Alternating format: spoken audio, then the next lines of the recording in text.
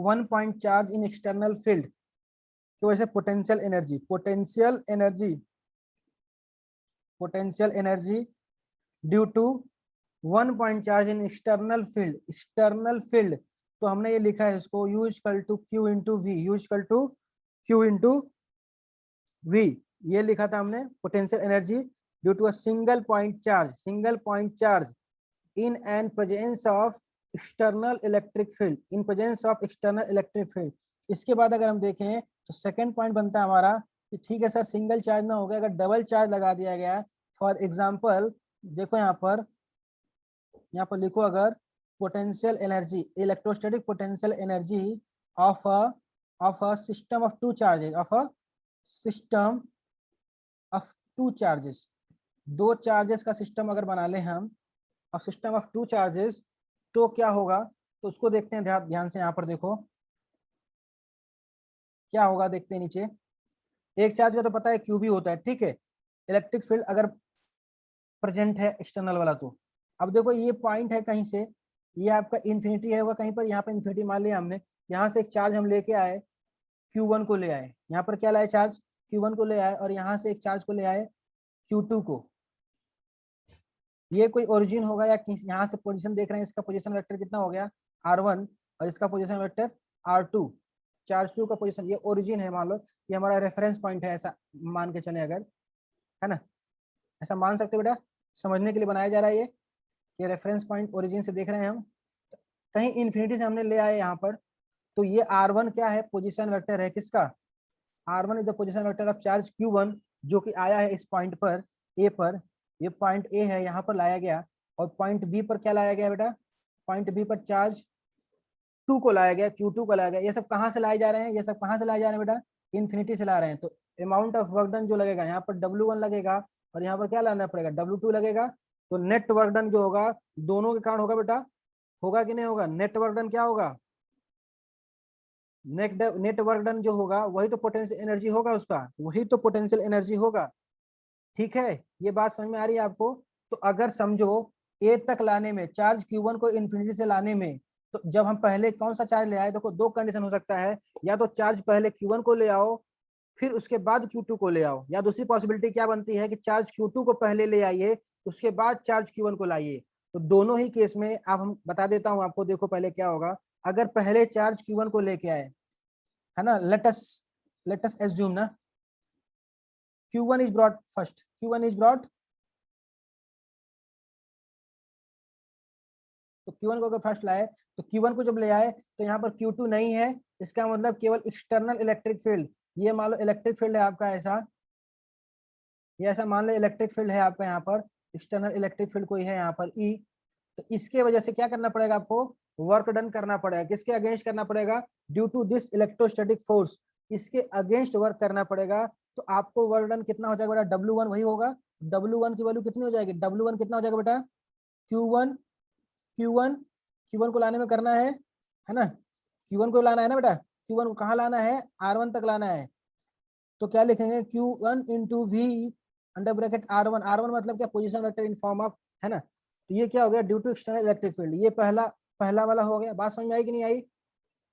Single charge का हमने देखा था बेटा, सिंगल चार्ज का हमने लास्ट टॉपिक में देखा हमने कि Q भी होता है, राइट। तो वही हमने लिखा, Q1 is the charge and V is the potential.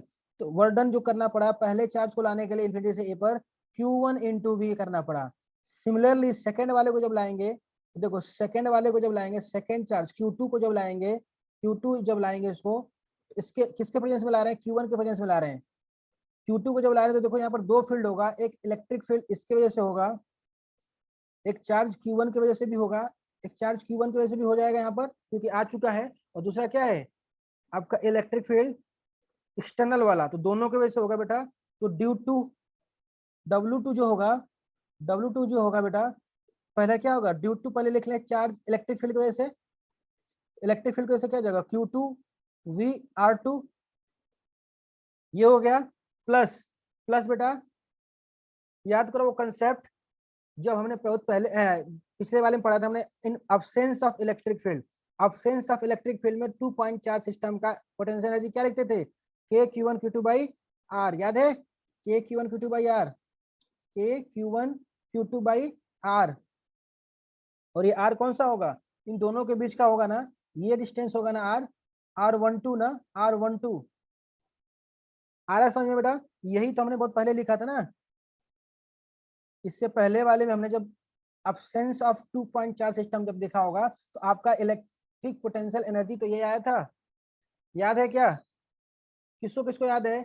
इसके पहले जब 2.4 सिस्टम हमने लिखा था तो यही पोटेंशियल एनर्जी लिखते थे ना बेटा, due to charge Q1 on Q2, Q1 के प्रेजेंस में जब Q2 को लाते थे तो ये लिखते थे, और Q1 को पहले लाते थे तो क्या लिखते थे, वर्क डन 0 लिखते थे। क्यों? क्योंकि एक्सटर्नल इलेक्ट्रिक फील्ड नहीं हुआ करता था। बट यहाँ पर क्या है, आपका एक्सटर्नल इलेक्ट्रिक फील्ड है, एक्सटर्नल इलेक्ट्रिक फील्ड है। बात समझ में आ रही है क्या आपको? क्या ये बात समझ में आ रही है? क्या आप हमारे साथ हैं? Come on, fast reply.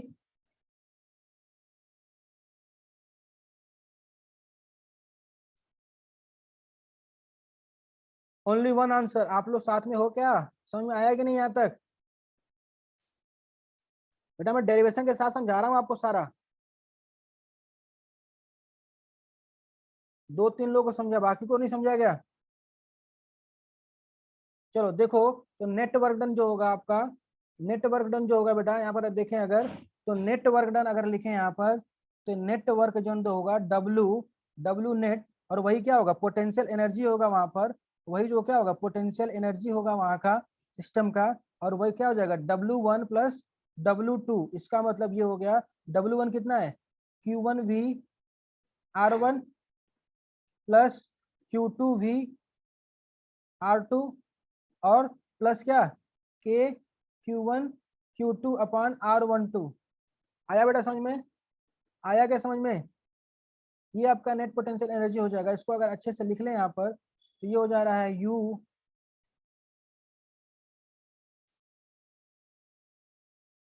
क्या हो जा रहा है बेटा, ये आपका हो जाएगा U equal to, U equal to क्या हो जाएगा बेटा, बताओ फटाक से, U इक्वल टू कितना हो जाएगा?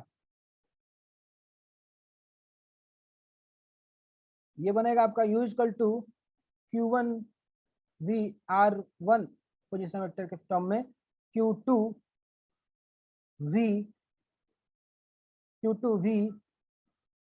in terms of R2 plus K1, sorry KQ1 Q2 upon R12। अब आपके मन में एक डाउट आ रहा होगा बेटा, अगर आपके मन में एक डाउट भी आ रहा होगा अभी, सर ने बोला कि आपने चार्ज Q1 को पहले हमने मूव कराया, अगर चार्ज Q2 को पहले मूव कराते तो बेटा क्या होता, चार्ज Q2 को पहले मूव कराते तो क्या होता?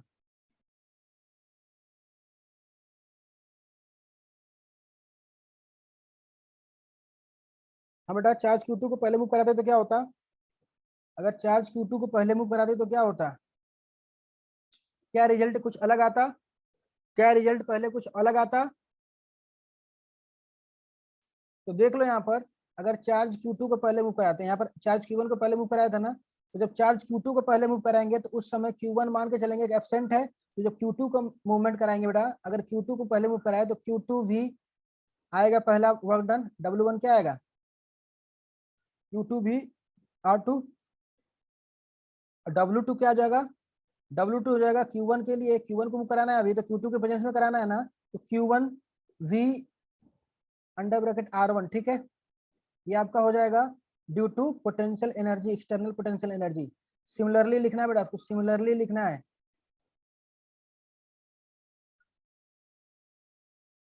ठीक है। और क्या हो जाएगा यहाँ पर, और क्या हो जाएगा, plus due to charge Q2 ना, Q1 पर आने में कौन रोकेगा उसको, और कौन रोकने वाला, Q2 रोकने वाला ना, तो के Q1 Q2 अपॉन R12, क्या दोनों को ऐड करने पर Q2V R2 plus Q1V R1 plus के Q1 Q2 R12, क्या दोनों में कोई डिफरेंस दिख रहा है बेटा? दोनों जो फॉर्मूला बन रहा है ये आपका, दोनों में क्या कोई डिफरेंस दिख रहा है? क्या दोनों सेम है? Does both are same, any changes happen? तो बेटा कंक्लूजन क्या निकला, कंक्लूजन यही निकला यहाँ से। What is the conclusion, what is the conclusion over here, किसी को समझ में आ रहा है कि नहीं आ रहा? कंक्लूजन क्या है बेटा, इसको मैं इरेज कर रहा हूँ, कंक्लूजन क्या है, what is the conclusion over here, it does not depend on the, किस तरीके से लाया गया इस पर डिपेंड नहीं करता, डिपेंड करता है यहाँ पर किस पर, प्रोसेस पर डिपेंड नहीं करता, it just depend on the final configuration, right, है ना बेटा, फाइनल बातों पर डिपेंड करेगा, कैसे किया गया उस पर डिपेंड नहीं किया, कौन पहले आया कौन बाद में आया उससे कोई फर्क नहीं पड़ने वाला, गॉट ना, तो तकलीफ, ये समझ में आया बेटा कि नहीं समझा? यस कमान फास्ट रिप्लाई सब लोग करिए, समझा कि नहीं समझा, या रिपीट, सब लोग करिए, मुझे रिस्पांस नहीं मिल रहा आप लोगों का,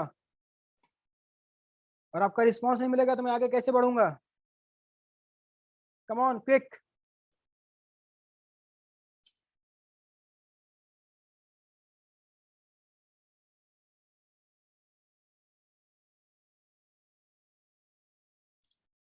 हाँ बेटा फटाक से करो, दो लोगों ने रिस्पांस किया, बाकी लोग रिस्पांस क्यों नहीं कर रहे? आप रिस्पांस करोगे तभी मुझे मालूम पड़ेगा कि आपको समझ में आ गया, then will move ahead. 2-3 response only, 3 participants have responded only.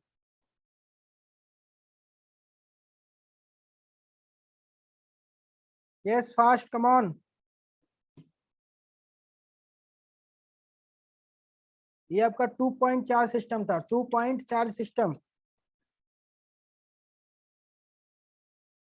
है ना, चलो ठीक है, मान के चलेंगे कि बाकी को समझ में आ गया है, क्योंकि आप जितने रिस्पांस किया उन्होंने सबने यस बोला, किसी ने नो बोला नहीं, या रिपीट किसी ने बोला नहीं, ठीक है। चलो देखो क्या हो गया बेटा, यहाँ पर ये समझो कि आपका पोटेंशियल एनर्जी सिस्टम में आपने यही समझना है आपको कि आपका फाइनल कॉन्फ़िगरेशन से मतलब है पहले कौन आया इससे कोई मैटर नहीं करता, क्योंकि रिजल्ट क्या आने वाला है, सेम आने वाला है, ठीक है, तो कोई भी चार्ज को पहले ले आइए, it doesn't matter, it doesn't matter, यहाँ लिखना है तो लिख लो यहाँ पर, if you want to write over here,